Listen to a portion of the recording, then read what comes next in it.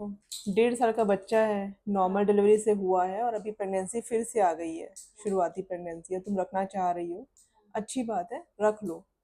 But क्या होता है कि थोड़ा सा स्पेस रखना जरूरी होता है, ताकि तुम्हारी जो पहली डिलीवरी के बाद जो शरीर में लॉस हुआ है, उसकी रिकवरी हो जाती।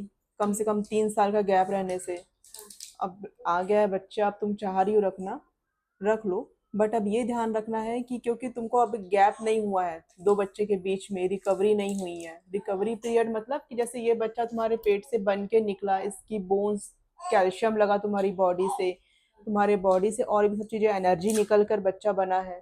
फिर डिलीवरी के समय तुम्हारी एनर्जी गई है, फिर तुमने फीडिंग कराई है इसको, तो तुम्हारे शरीर से बहुत एनर्जी लॉस हुआ है। तो वो सबका रिकवरी नहीं हुआ है। और कभी भी अपना ऐसा भी नहीं रहता है शरीर की डिलीवरी के, प्रेगनेंसी से पहले तुम बहुत फिट रही हो, है ना, तो कहीं ना कहीं वहां पर कमजोरी रहती है। फिर प्रेगनेंसी, डिलीवरी और फीडिंग, इस सब में काफी एनर्जी चले जाती है। अब क्या है, अब फिर तुमको बच्चा भी फिर से रुक गया है। तो अब जो है, अब मेडिसिन बढ़ाकर स्टार्ट मैं कर दूंगी। आयरन कैल्शियम खाना ही है, खाने पीने में भी तुमको बहुत ज़्यादा ध्यान देना है अपने अच्छे खान पान के लिए।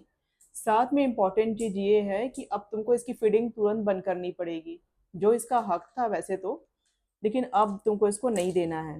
क्योंकि अब तुम इस बच्चे के दूध पिलाओगे और तुम्हारा शरीर अभी तुम्हारे पेट में जो बच्चा है उसके लायक बना हुआ है ना। अब तुम्हारा शरीर चेंज हो गया है, जो भी जो तुमको 9 हफ्ते का बच्चा रुका है उसके हिसाब से तुम्हारी बॉडी में चेंजेस आ गए। और तुमको अभी बच्चे की जो है ध्यान देना पड़ेगा, तो अभी फीडिंग बंद करना पड़ेगा।